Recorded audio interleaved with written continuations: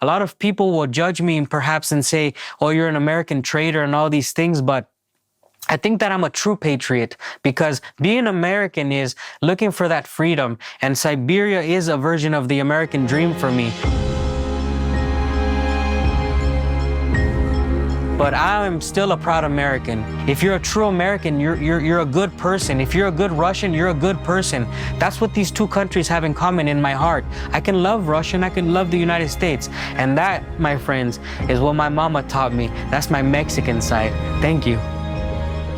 Hello and welcome. This is going to be the second episode of me reacting to videos that I made with The Real Reporter. Now, if you don't know, I already made the first one. It was a little bit choppy, so this time around, I'm trying to make it better, a little bit better quality, talk a little bit more about what was going on. So let's get into the video now.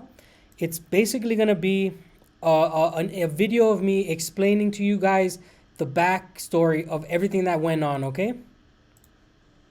Many cultures around the world, you go and travel, you say, I want to embrace the Thailand culture. I want to feel the Mexican culture. When you come to Russia, you get punched in the face by the culture. This is how Russia works. They're not going to smile at you and invite you to sit with them. You have to show your worth to them. And you learn that immediately because you get punched in the face if you don't. I'm in Sanka, a tiny Siberian town on the shores of the magnificent Lake Baikal. The first video I made about a former U.S. Marine who settled here went through the roof. Not only has it racked up almost 2 million views, but it's also become the most liked video on my channel. Something definitely struck a chord with you guys here. If you haven't seen it yet, go ahead and check it out. You'll see how Daniel Castellan, a Mexican-American from California, found peace and totally fell for a place that, let's be honest, doesn't exactly resemble Los Angeles where he grew up. This time around, I'm not just checking in on a friend who, by the way, has some major news to share. I'm gonna get married next year. But I'm also curious to see what's changed in a typical provincial Russian town after a year and a half of tough sanctions and the ongoing war in Ukraine. So the war hits home in a way. Yeah, it hits home. The guys that are coming back from this conflict, I hope that Russia is ready.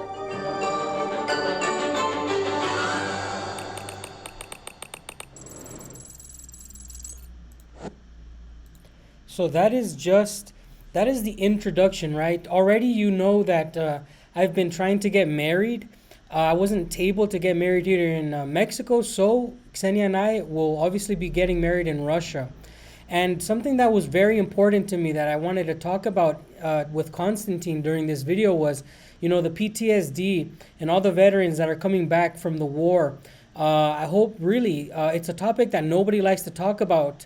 Certainly not the Russians, but, you know, it's something that I worry about. I hope that it's something that Russia is going to prepare for, these young men that are coming back. But now, just so you know, my plans to getting married is either this summer or this fall. Nothing further down the line, because honestly, the laws and how they work, you just never know how it's going to be, right? So let's continue.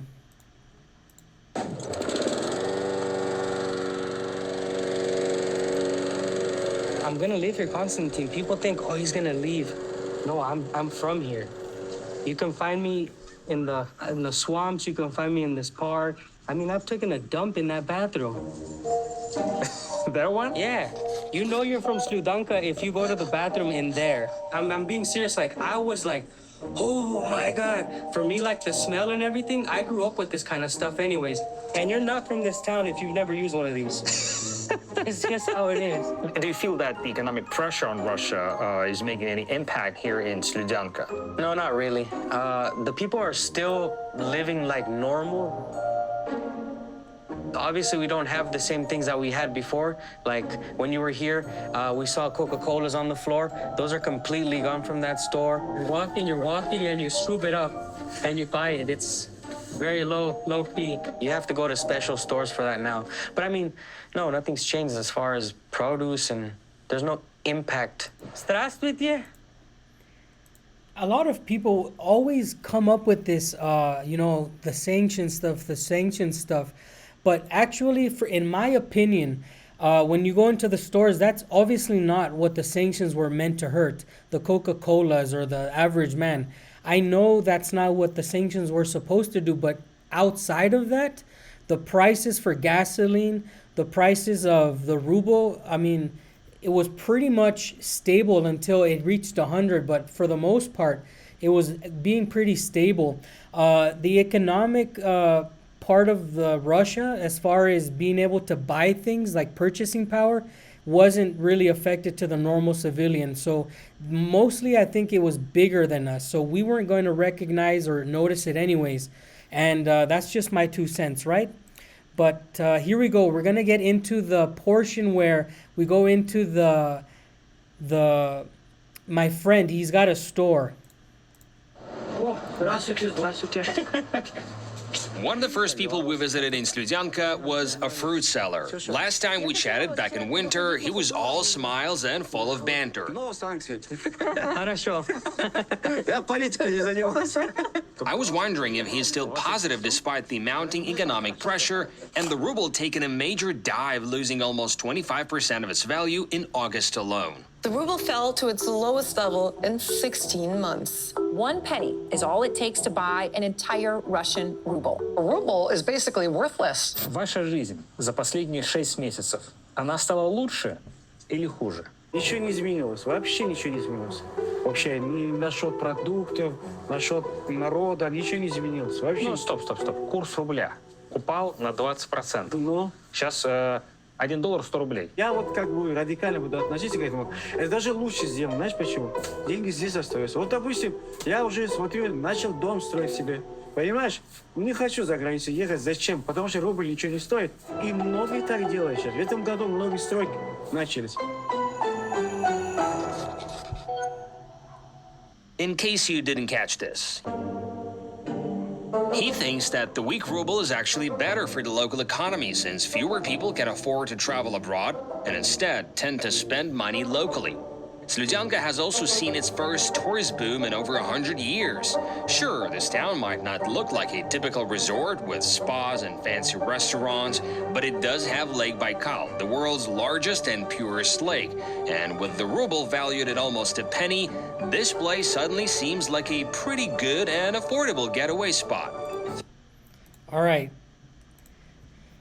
This is going to be breaking news for anybody who's watching. I recently bought a plot. Not a lot of people may be watching this video, but it is true. You know, the economic, the ruble and how it's working right now, it's actually allowed me to save up enough money to buy myself a land with a house, basically a large dacha, because the land is pretty large. But just like it was said in the video, right now is the time to invest in Russia. You can't really spend your money outside of Russia if you have it in Russia. So I'm basically going to be moving back with intentions to live. And the economic storm that hit actually helped, because some people are selling land that they wouldn't be selling normally. And well, I got lucky. There's going to be more videos about me talking about my new house and land when I get back to Russia. So let's continue. Дороги ведут в Рим. Слюдянка — это Рим. Это Рим. Oh, by the way, I love that. He says Sludyanka is Rome. You know how they say all roads lead to Rome? In my heart, I believe the same. And this is the best line of any video Konstantin's ever made. And it was produced by my friend here, Igor. He really said it the best way possible. Sludyanka is Rome. It is at the corner of Lake Baikal. It's magnificent. Let's continue. В этом году многие стройки начались. Здесь, в Слюдянке? Здесь, да, частным. Они никуда не едут, потому что бесполезно. Money очень дешево, поэтому они в планах. Они не признаются, но это я вижу. По строительным магазинам, по всему вижу. This is true. This is why it's really hard for me to find something right now. Like land and a house. It's really hard for me to find land to build a house. Everybody's building.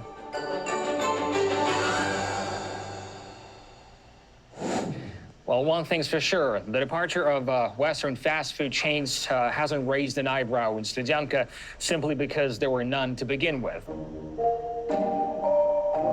But fear not, this town still has a KFC, King Food Studenka, easily the best and, let's face it, the only fast food spot in this little corner of Siberia.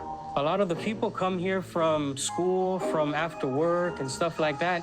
Is it kind of like a fancy place for families here? Or is it more for students, for younger people? It's for everybody. It has its different timings. After school, people come.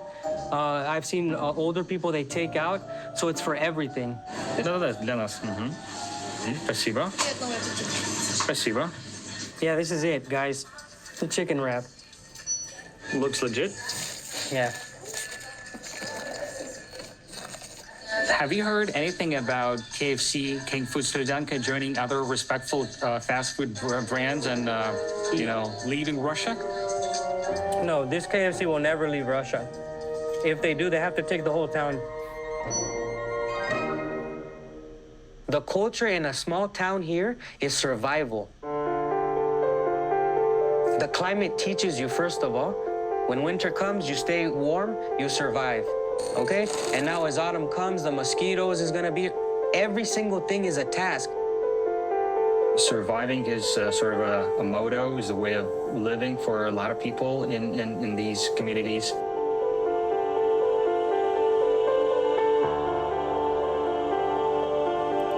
You learn that from the Russians. Why? Because they're not gonna smile at you and invite you to sit with them. You have to show your worth to them. And you learn that immediately because you get punched in the face if you don't. And I hope that you guys understand that it's a metaphor, right? I'm not saying that the Russians are going to punch you in the face. It's a metaphor for its reality. The culture in Russia, it's just as real as it gets. And when I say you have to struggle, you have to fight for your things, the weather is it's nature. This is the first step. I've always said it. You don't play Russia on a beginners. It's not for beginners. Russia's played on an expert level. Just keep that in mind as we continue to watch. I love this following part. It's really cool.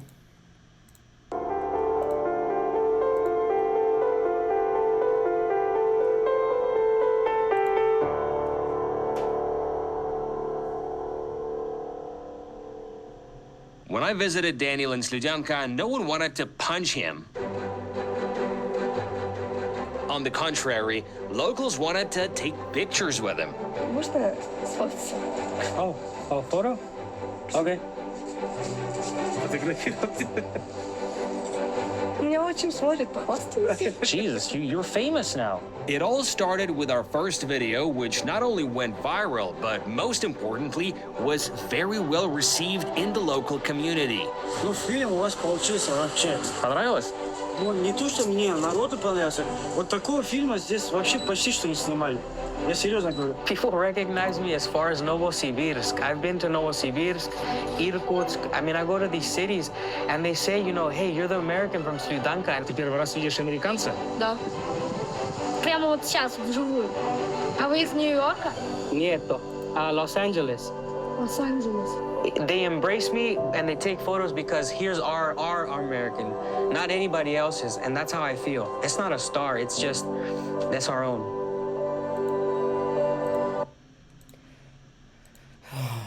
I feel so welcome in my town. The people that know me, they treat me well. The people that don't know me, personally, of course, they soon will, they realize, oh, it's the American, right? And later in the video, I will talk about when I consider myself American, when I say I'm Mexican, because it bothers some people. For some people, it's unusual to hear that you're a Mexican American, by the way. So you'll hear me say I'm Mexican, I'm American, whatever. But the point is how welcome I feel. And it feels really funny when little kids, they say, oh, this is the first foreigner that I've seen. This happens very often in a small town. I used to be seeing people every day that have never seen an American or a foreigner for that matter, especially a Mexican. You know, you speak Spanish and they have no idea what you're talking about. It's a really special feeling to be one in a million in a very big landmass in the largest country in the world. I heard that Russia has about 300 Mexicans. Can you believe it? It's crazy.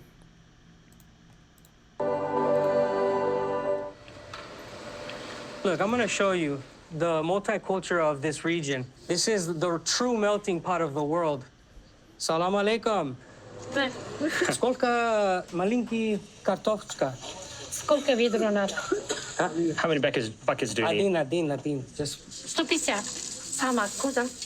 where am I from? Я там Los Angeles, молодец. California, Mexico. Молодец. Да. Там был. Откуда ты? Узбекистан. Узбекистан. Дэниел воевал в Афганистане в составе США и Куда живу?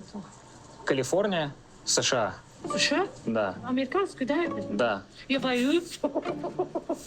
Почему? А почему вы боитесь? Да. Не. Oh, she jokingly says that she's afraid now that you are from the U.S. No. I know that some people are scared of Americans. You know, this is not the first place where people are scared. It's not just Russia. A lot of countries are actually scared of Americans because of our history and our wars. And that's exactly why sometimes I choose to say I'm Mexican, not to cause them any trouble. Sometimes it can cause me trouble if I say I'm American. And this goes, I mean, the American embassy warns people not to go to certain places because of hate against Americans, right? So I'm trying to make it very clear that sometimes I tell people that I'm Mexican so that they're not scared. Sometimes I tell people I'm Mexican so that I'm not in any harm's way. I have been attacked in Russia for saying I'm an American.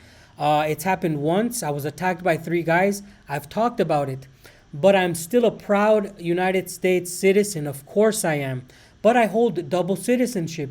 A lot of you guys know I hold the Mexican national citizenship and the American. And I can claim both however I need to.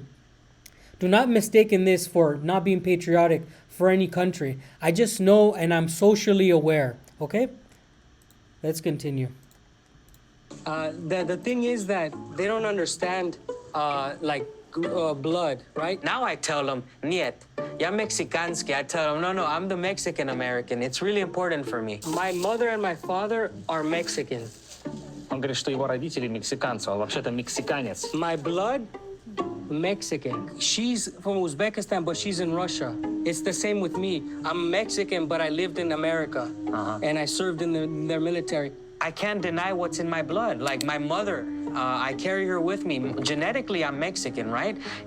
My citizenship has given me my freedom. I'm an American, but I mean, I'm a Mexican, so I always now correct them. Ya mexicansky. It means the world to me that they know I'm a Mexican American. Ask her.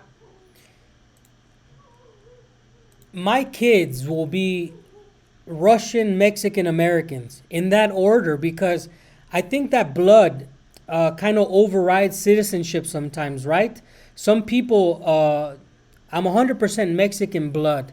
It's not that I don't love my American citizenship, but in reality, my kids will be Russian first because they will have Russian blood and they will be born in Russia. This is the highest level for them. They will have Mexican blood, not been born in Mexico, and they'll be American because of their citizenship through me. This is the reality of the situation. I will never be Russian, obviously. It's just not for me because even if I became a Russian citizen, I'll never be a true Russian. I'll always just be a Mexican American who happens to love Russia so much. That's basically where I am right now. I hope that you guys understand this part, all right? If you're confused or if you have any questions, you can just comment down below. Ask her this. It's really important for me. If I was American, American blood, would she really see me differently? Because I don't see her differently no matter what. А если бы он был прям американец, вы бы к нему как-то по-другому относились? Или нет? Yeah, I think it's a yes. Seeing as Daniel is famous now, a lot of doors were open to us in Sludyanka. Believe it or not, but we ended up visiting an absolutely random old lady in Sludyanka whom we'd never met before. She just saw us on the street and invited us over. Вот хлеба, где ешь сибирский. What's going on? I don't know how we got here. I mean, when you told me she invited us to come in, I was mind blown. This lady, guys, this lady, she invited us in, and Konstantin said that she knew me. I had never met her before, and you know, I felt really honored because the street that she's on is very central to Sludyanka, meaning that she's been there a long time. She invited us in as if she knew us all her life. Now, her mentality, her way of seeing life is a very interesting one. I hope you guys are paying attention because she's going to drop a lot of bombs on us right now. This is just brilliant. So lucky to have met her. Invited us in and she let me walk around. I could grab everything and she was so welcoming. Just 15 minutes in, we were presented with a bottle of fine cognac, the kind that's typically saved for special occasions only. За что будем пить, как думаете? За что? За что? За мир. Потому что если разрешится Третья мировая война, никому лучше не будет. Вы опасаетесь этого? Да. That's what a lot of people are scared of, Konstantin. I mean, if we have her saying that, she's feeling it in a wooden house in Siberia. It's the truth. Is the war in Ukraine is something people talk about, maybe not publicly, but, you know, in their houses, or maybe something you pick up on? Or Like you're walking through the street and you see people are looking at videos from the conflict, like, pa, pa, pa, pa, pa, like you can hear it while you're walking down the street.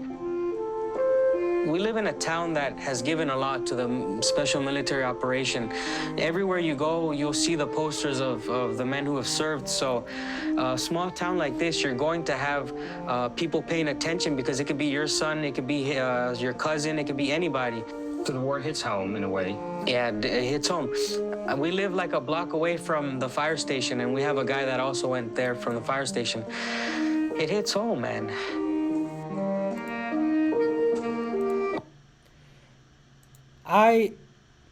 For me, it's personal. You know, for me, it's personal. In this war, I feel that because I lived in Russia for 2 years, I came to Russia 2 months after the conflict started, and I lived through sanctions, through mobilization, through everything. I lived through it all. And in my town, it's very highly decorated. It has sent a lot of men. I believe that in Siberia, that is where the most men go to fight.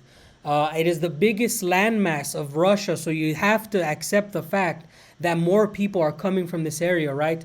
And when he asked me, like, does it hit home? I get goosebumps now thinking about it, because of course it hits home. Even if I wasn't in Russia during the time, my fiance is Russian, her father is Russian, and they're going through this conflict, and it affects her because it affects her father, and I'm tied up in this, and I don't know. I just I wish it would end soon. That's all I have to say.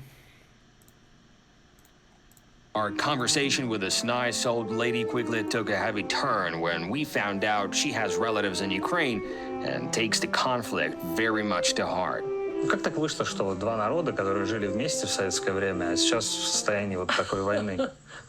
Деньги продали, вот и все. Кто кого продал? За деньги купили американцы этого, сейчас это наши комедианта. Зеленский. Зеленский. Смотрите, а с их точки зрения, они защищают свою страну вот от вторжения? Ну какую страну они защищают? Они с 15-го года они все время обстреливали эти районы, которые действительно Ленин отдал Украине.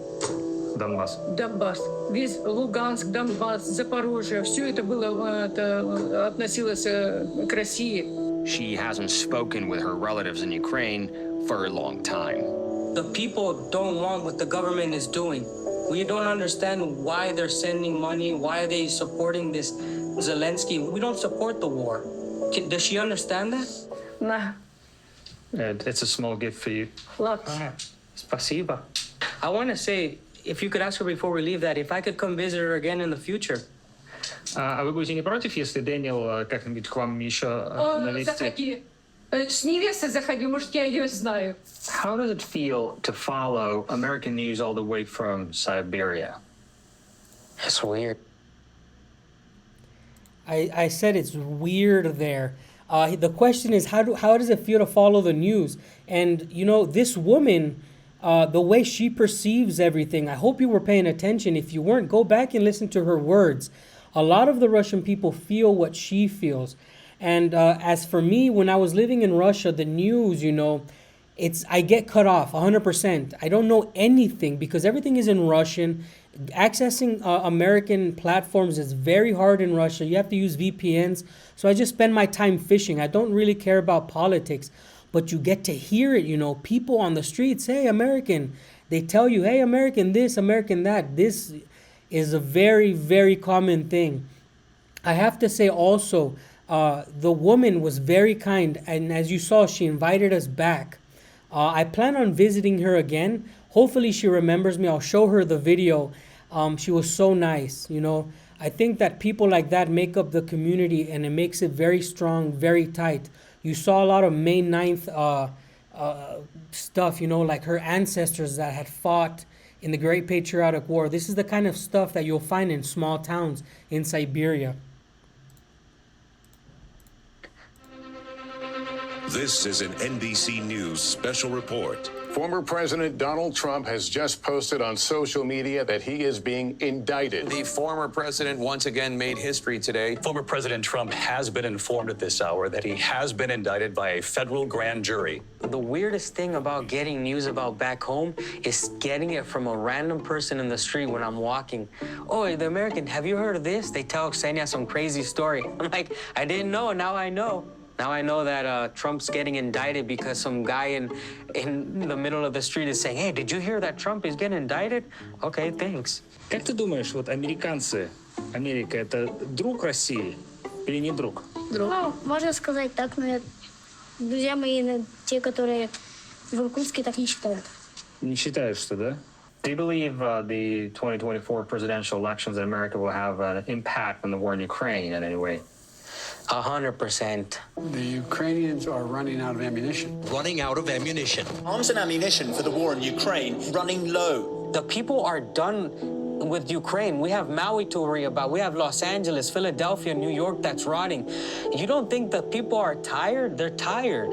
They don't want one more dime to go to the conflict. 5 Republicans battling to become their party's 2024 presidential nominee. Next presidential election, a Republican will win, and they will put an end to this disaster politics. Ukraine is not a paragon of democracy.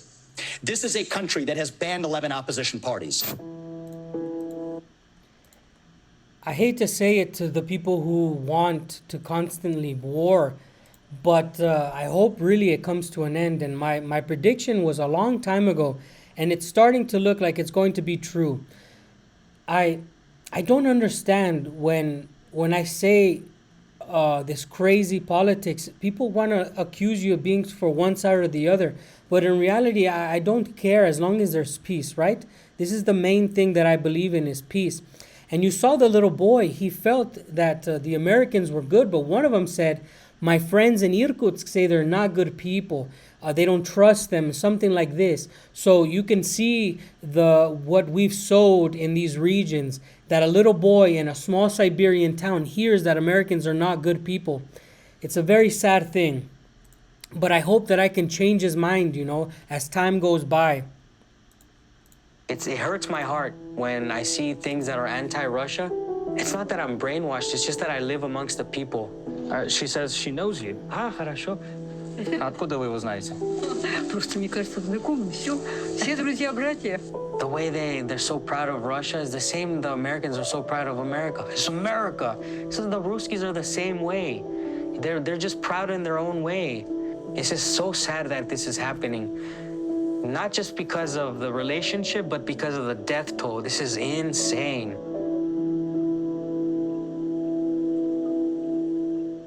When I last saw you, you mentioned that you've been dealing with PTSD ever since returning from the war in Afghanistan. Could you explain what PTSD is for those unfamiliar with it? When a man is in that environment, you put that dog in him, it's hard to take the beast out. I came back so wired that if I'm sleeping and I hear something, that's it. I'm on and I'm alert. Hey! Yeah, I'm pushing down that way. Pull it down. I had bloodlust. I want to go back and kill. I want to be back in that stress. What's up? What's up? What's up? What the fuck? When I talk about my PTSD, the Russian guys sometimes laugh at me. Like, why you complain about this? It's not that I complain about it. It's just that I don't want to deal with it. A big misunderstanding that people have is that my PTSD, my problem is that I'm scared or I'm traumatized by the things that I saw or the things that I did. No, what traumatized me is not being able to go back and fight. You know, PTSD is different for different people. I suffered with PTSD because I was wired in. You know, like I said, they put the dog in me, and I wanted to be in the war again without rest. I wanted to be in battle. And when I got out of the military, all I wanted to do was go back to war. And my mental state was very messed up. And that's why I say that I used to travel to be miserable. And that's how I ended up in Russia, staying, oddly enough, because I thought that Siberian cold would be miserable. But I actually fell in love with Russia and having to fight to survive, you know, that feeling that you deserve the day. That is what I needed. That was what my PTSD was. I needed to fight to earn my day. Hopefully you guys understand. Now, the Russian people, as I understand, they don't really talk about it so much. But there is a lot of PTSD going on with the Russian troops who are coming back from war. And this is why I believe that a lot of the Russian men go to alcoholism. I don't condone this, you know, don't drink. But I believe that they deal with their PTSD in a different way. They won't talk about it. They'll just drink, right? Sorry if that offended anybody. This is just what I believe. I know in this culture, in Russian culture, they'll never care enough to like make themselves look weak. I didn't go to the doctor until like 8 years after I came back from the war. That's because I was ready to kill people. So these men that come back, I hope that Russia's ready for them. What aspects of your life here in Slujanka help you manage these flashbacks and this feeling? The nature, obviously, is one.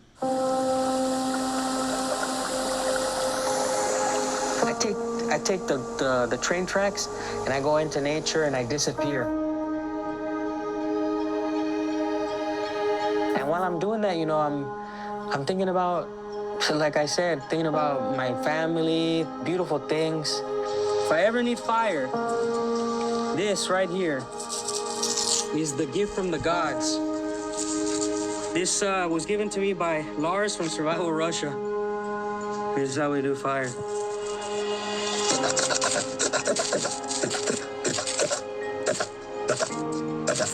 There we go. So you got everything you need. I mean, if I need food, I can bring it here and heat it up. If I need a little bit of relaxation time, I can go to sleep. So this place keeps my mind busy with alien things. It's like coming to a different planet when I got here. That's how it helps PTSD. You have to go to a place that is not normal for you, and your brain just starts processing other things. I still have nightmares.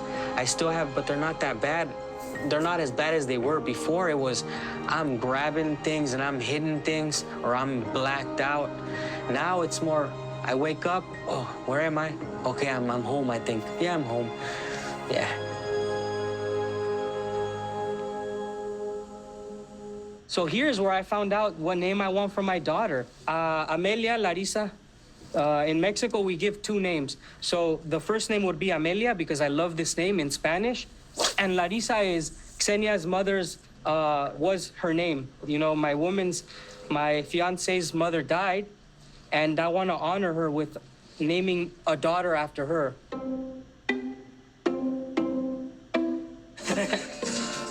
She's not so weak. You have a man who has his role and a woman who has her role, and they do different things, and I love that about it. It's a team here in Russia. I even got in trouble for letting Senya cook the shashlik, and many people were saying, "Man, this is the role of the man. What are you doing?"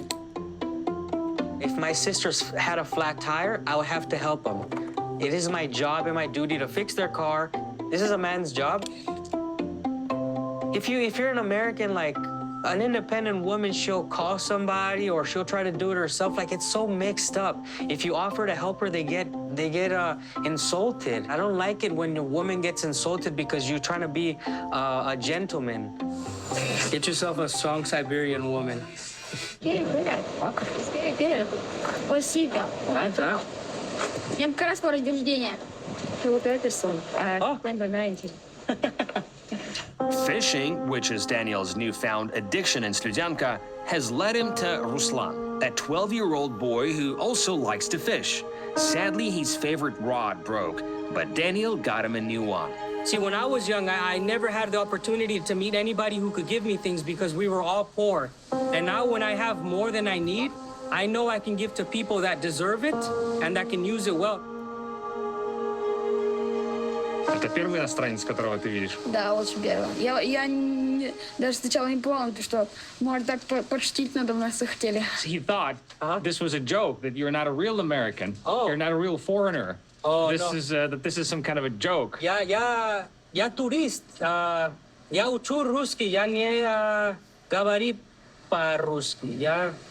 I'm new here. A lot of people will judge me perhaps and say, "Oh, you're an American traitor," and all these things, but I think that I'm a true patriot because being American is looking for that freedom, and Siberia is a version of the American dream for me. But I am still a proud American. If you're a true American, you're a good person. If you're a good Russian, you're a good person. That's what these two countries have in common in my heart. I can love Russia and I can love the United States. And that, my friends, is what my mama taught me. That's my Mexican side. Thank you. All right. That is what my mama taught me, my friends. There's not a lot to say.